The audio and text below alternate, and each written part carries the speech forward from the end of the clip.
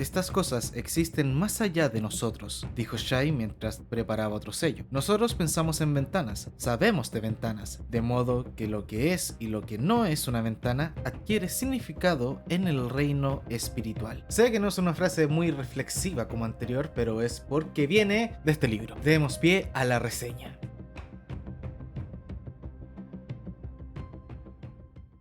¿Qué tal mis esquirlados? Bienvenidos a una nueva reseña, esta vez hablando sobre las historias que tienen cierta relación con la reseña anterior, la cual fue de Elantris, o más en específico, del sistema llamado Cell. Y también contar que a partir de este punto yo me empecé a empapar un poco más de lo que es el Cosmere, yéndome directo a las historias que hay acá en el Arcanum Ilimitado. Así que a partir de este punto voy a empezar a reseñar y un poquito resumir las historias que ocurren acá, y también destacar algunas cosas, alguna curiosidad respecto a tal y tal sistema. Y justamente en este video voy a tratar de reseñar las dos historias relacionadas a este planeta, las cuales son La Esperanza de Elantris y El Alma del Emperador. Historia la cual tiene un poco de spoiler referente a lo que sería el final del libro de Elantris, así que si no lo leíste, pues te recomiendo saltarte toda esta parte hasta que empieces a reseñar El Alma del Emperador, que es una historia bastante aparte de lo que pasa en Elantris. E incluso he visto en algunos lados que al parecer esa segunda historia pues ocurre bastante tiempo después de Elantris. Ahora bien, dentro de La Esperanza de Elantris tenemos a unos personajes, los cuales son Matisse, una elantrina, la cual se dedicaba a cuidar niños que también eran elantrinos, los cuales también estaban ubicados en Nueva Elantris, un lugar que había creado nuestro querido Raoden para poder cuidar a la nueva generación. También tenemos a Dashe, el cual era un comandante, el cual ayudaba a Karatha, que esa era la persona que también no recordaba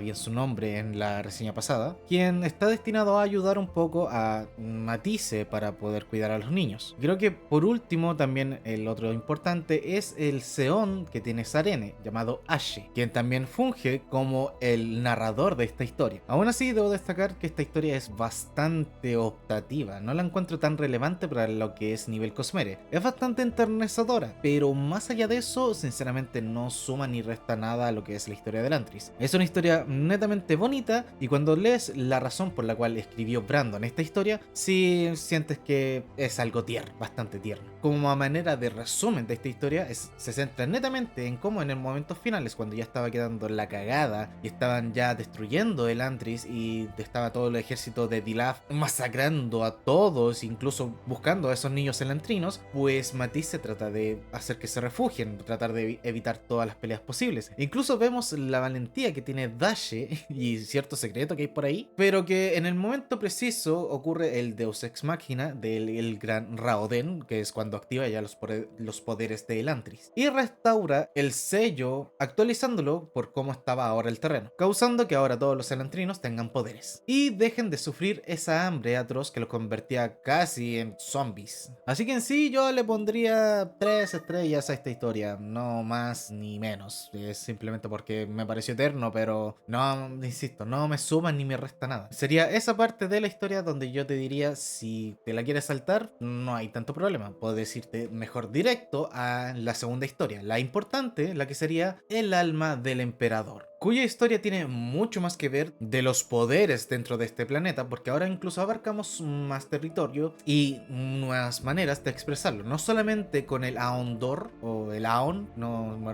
creo que por ahí era, esa la manera que tienen los elantrinos de expresar los poderes, que era haciendo los dibujos en el aire. Pues acá ahora se nos muestra que en otro continente, que lo más posible sea como del mapa que vimos antes, la parte de arriba, tienen una manera de expresar los poderes bastante distinto y bastante peculiar, porque este funciona en base de sellos. También destacar que al parecer, gracias a un viaje de Brandon que se pegó a China, si no me equivoco, bueno, a un país oriental, se inspiró bastante para escribir este libro, y se nota cuando ves los artes respecto a los personajes. Voy a dejar acá donde se ven casi todos juntos para que veas la inspiración. Y que también se destaca que en este mundo no hay muchos imperios que se conozcan, así que la gran mayoría son muy independientes de los demás. Así que por ese motivo, las historias que pasaron en Elantris Adonis no afectan en absolutamente nada a lo que pasa ahora en el alma del emperador. Y ya cubriendo eso, mejor hablemos de inmediato de los personajes. Y qué mejor manera de empezar que hablar de la protagonista llamada Wan Shai-Lu, perdón, ahí sí. O bueno, tal como vamos a empezar a leerla en esta historia, simplemente Shai, una falsificadora profesional, la cual es bastante hábil en su trabajo y que fue contratada por el bufón del rey, que cuando piensas en bufón, creo que todos podemos pensar, los que tenemos relacionado al Cosmere, a el personaje bufón del todo el Cosmere, quien tristemente la traicionó para obtener un centro que tenía el emperador. Centro que en realidad de momento no hay mucha información respecto a qué hace, y menos en este libro. Simplemente sabes que el bufón la traicionó para que la capturaran a ella y él pudiera escapar con eso. Pero mira tú la casualidad, pues justo cuando ocurre todo este tema y Shai es capturada y casi van a empezar a sentenciarla para su eliminación, pues resulta que a su emperador, el mismo Ashravan, pues es atacado por un criminal. Pero en su ataque no perdió la vida, pero sí quedó en una especie de estado vegetativo. Así que al final, pese a que en este reino no ven muy bien las actividades que tiene Shai respecto a lo que es la falsificación, sí ven una especie de oportunidad respecto a utilizar sus talentos para poder hacer la réplica del alma del emperador. Momento sí.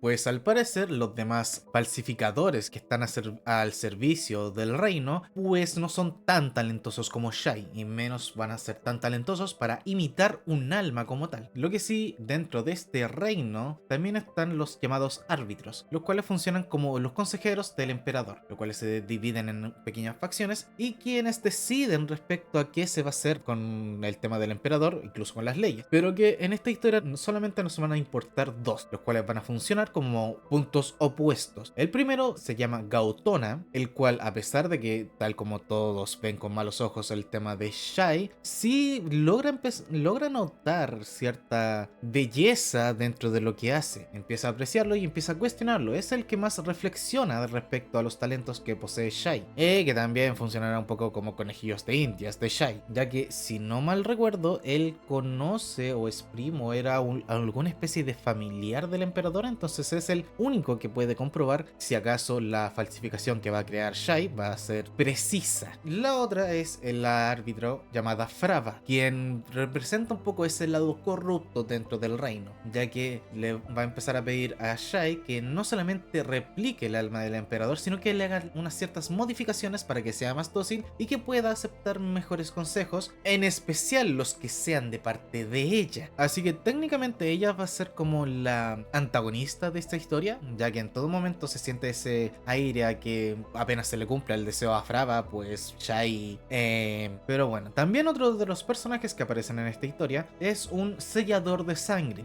cuyo nombre no se sabe, pero que Shai lo apodó diciéndole dedos de hierba o dedos largos. Bueno, en realidad en este momento estoy leyendo una pequeña lista de nombres acá y dice dedos de hierba, lo cual si ubicas el término nigromante, pues entonces no será muy difícil pensar en cómo funcionan los poderes de él. Acá es donde también se presenta algo similar. También funciona con termas de sello, ya que él puede crear esqueletos que puedan buscar a Shai en caso de que se escabulla en algún lugar para que le puedan dar caza y puedan detectarla con ese mismo sello de sangre, pero que también va a requerir que él la vaya a visitar bastante a menudo para poder reactivar el sello en cada día. Otra cosa que se me estaba olvidando contar es que Shai también tiene los días bastante contados, ya que solamente le dieron 100 días para poder realizar esa copia perfecta, mientras los árbitros tratan de disimular el accidente que tuvo el emperador, ya que si esa noticia se sabe, pues podría formarse una gran guerra. Así que eso, pese a que capaz que haya soltado algún que otro pequeño spoiler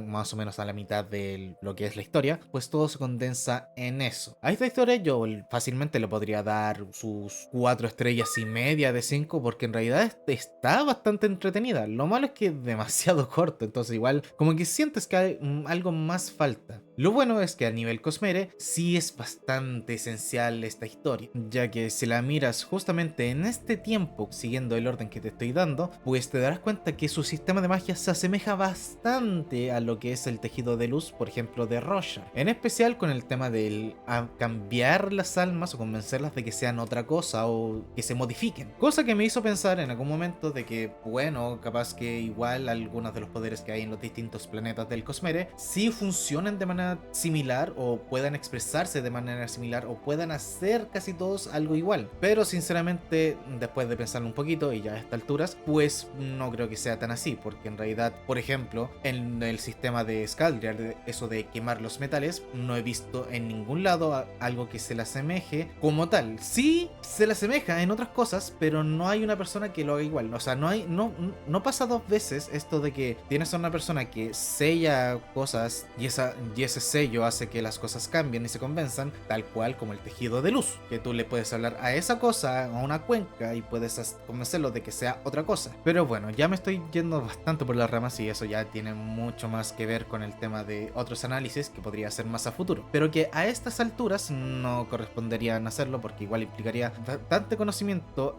de varios libros respecto al Cosmere. Así que por mientras dejaría el resumen hasta acá para que te entusiasmes y puedas leer también esa historia. Ahora, como extra, porque lo más posible es que el video me quede bastante corto, quiero hacer algunos comentarios que descubrí ahora investigando un poco respecto a esta historia y tratando de refrescarme un poco la memoria de qué es lo que había pasado. Recordaba la gran mayoría de las cosas, pero algo que no recordaba era un poco el tema del bufón. El bufón que obviamente cuando lo leí no lo pensé tanto, quizás sí. Bufón que cuando lo piensas un poquito, claro, resulta que tiene que ser Hoid. Ahora, ¿por qué Hoid necesitaría ese báculo? Pues no tengo ni idea, porque en realidad no lo hemos visto tenerlo o ocuparlo en las demás historias. Así que me hace bastante ruido el por qué lo querría. Lo único que sabemos, eso sí, es que definitivamente Shai va a tener mucha más relevancia en lo que es el mundo. Incluso no me extrañaría que Shai fuera una saltamundos y que me haya topado con ella en algún otro libro. También otra curiosidad que me di cuenta es que hay algunos personajes dentro del Cosmere que le rinden no culto, pero sí lo mencionan, que es el dios desconocido o el dios del más allá, que al final esa es como una especie de figura que podría ser más poderosa que el mismo Adonalsium, pero que no me termina de encajar. O sea, es el dios dentro de los dioses. Creo que el único personaje que lo he visto como acercarse a esa idea de un dios verdadero, un dios, pues sí sería Dalinar, creo. Él tiene como esa perspectiva también de que debería haber alguna especie de dios, no alguien como Honor o como Ruina. Perdón, ni siquiera conoce a Ruina, a Odium, pero sí se les forma esa idea. Así que yo siento que igual Dalinar podría relacionarse de repente con Shai, o capaz que Shai incluso ya pudo haber estado en Roshar, pero ahí ya termina siendo solamente teorías locas que tengo aquí en la mente. También lo otro que me da un poquito de miedo, porque en varios lados he visto que al final esta historia, situada bastantes años después de Elantris, pues cuando en la parte final vi que había un personaje el cual Shai cuando estaba huyendo se topó, y simplemente se topó, no es nadie importante ni un personaje con renombre, nada, simplemente se menciona que justo se topó con alguien que tenía armadura roja y que, para hacerlo corto, se topó con alguien que era perteneciente al Shuderet y que se iba a juntar con los demás emperadores para una especie de reunión o celebración, o bueno, donde se iba a volver a anunciar el tema del emperador que ya se había recuperado. Sí me preocupa, porque eso quiere decir de que al final, al parecer, no van a eliminar el Shuderet cuando terminen el Elantris 3. O peor, en una de esas, Raoden, capaz que haya fallado. Capaz que los elantrinos sí hayan, no sé, sido eliminados. Entonces me da miedo. Espero que en algún punto se haya llegado a alguna especie de comunión entre el Shuderet y el Shugorat, que al final son las religiones que le dan a devoción y dominio. De algún modo se tienen que llevar a la paz, ¿no? No creo que Elantris tenga un final tan fatalista. No es lo que acostumbra a ser un poco Brandon, pero bueno, se puede esperar lo que sea. Así que eso, voy a dejar el resumen y reseña hasta acá. Nos estaremos viendo para la siguiente historia, que tocará del Arcanon Ilimitado. Y un aviso antes de las historias que están relacionados con Nacidos de la Brumas, hablando de historia secreta y el 11º Mital, pues no las tomaré hasta que yo haya leído la segunda era de Mistborn. De hecho, por lo menos en estos momentos ya estoy leyendo el segundo libro de la segunda era de Mistborn, así que esperen bastante tiempo para que pueda reseñar historia secreta, porque quiero ver qué tanto es el choque de eso. Aunque ya entendí un poquito esa alerta de spoiler que te ponen de que en realidad no deberías de leer historia secreta, o bueno, no deberías leer historia secreta, más en específico la parte del epílogo, pero sí es importante mejor leer Historia Secreta después de haber leído Brazales de Duelo. O eso por lo menos voy creyendo hasta lo que llevo. Pero bueno, eso ya lo veremos más adelante. Sin nada más que decir, esquilados, nos estaremos viendo para la siguiente reseña. Bye, bye.